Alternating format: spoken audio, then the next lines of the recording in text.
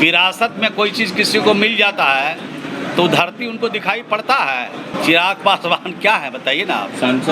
सांसद है तो अपना सांसद का सीट जीतने के लिए कोई उपाय कर रहे हैं कि नहीं? इस बार उनका पालकी रखाने वाला है। तो आपने कहा कि विरासत में राजनीति मिली है, तो तेजस्वी यादव को भी तो विरासत में ही राजनीति मिली है। तो सीख रहे हैं, वो तो सीख रहे हैं।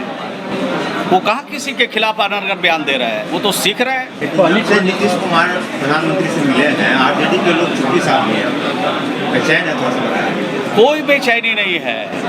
अब बताइए, हमको अगर अभी दिल्ली जाके अगर हम अपने विभाग के मंत्री से बात करने के लिए जाएंगे तो ये बेचैनी का विषय है। ये कोई बेचैनी नहीं है।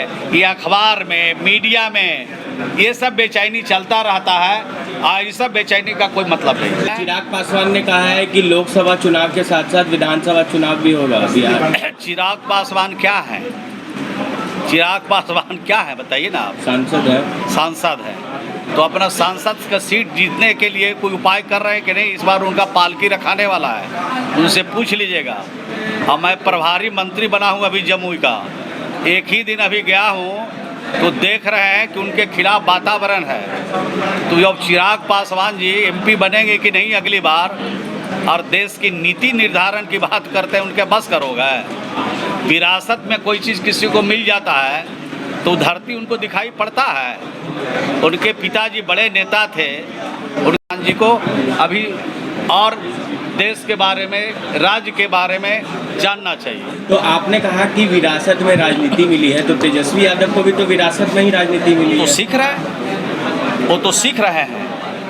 वो कहाँ किसी के खिलाफ अनर्गल बयान दे रहे हैं, वो तो सीख रहे हैं। उनको भी सीखना चाहिए, तेजस्वी यादव जैसे उनको भी सीखना चाहिए, उनको भी जानना चाहिए देश और राज्य की राजनीति के बारे में। लोकसभा के साथ विधानसभा का चुनाव हो सकता है, ऐसी कोई संभावना बन रही है? अब तो भाई हम इतने बड़े विशेषज्ञ नहीं हैं। हम इतना बात जरूर कह सकते हैं, जो भी चुनौती सामने आएगा उसका मुकाबला इंडिया करेगी और हर चुनौतियों का सामना करने के लिए इंडिया और नीतीश कुमार जी तैयार हैं। लालू प्रसाद यादव कॉम्प्रोमाइज करने को तैयार है, जेडीयू करेगी। मैं तो कहा कि सब लोग एक साथ मिलके चुनाव लड़ेंगे और अभी एक लक्ष्य है, देश में महंगाई को ख़त्म करना, देश में बेरोजगारी को ख़त्म करना, देश में के संपत्तियों को औने पाने भाव में जो लोग बेच रहे हैं उनसे देश को मुक्त कराना, ये लक्ष्य भी सामने है।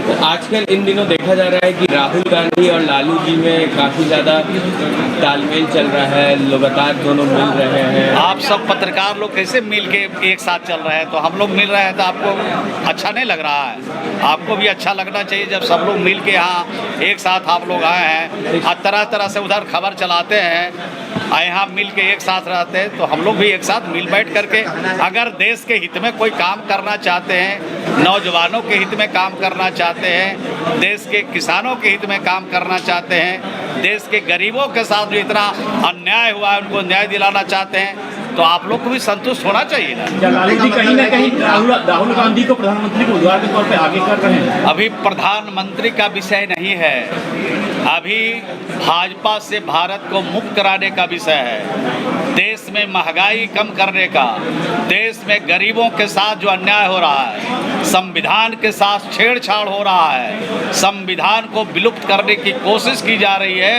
ये जो चुनौती है उस चुनौती का भी हम सब लोग मिलकर के सामना कर रहे हैं और इंडिया को मजबूत करके इनका सफाया करने में हम लोग अभी हमारी जो चुनौती है उस पर हम लोग काम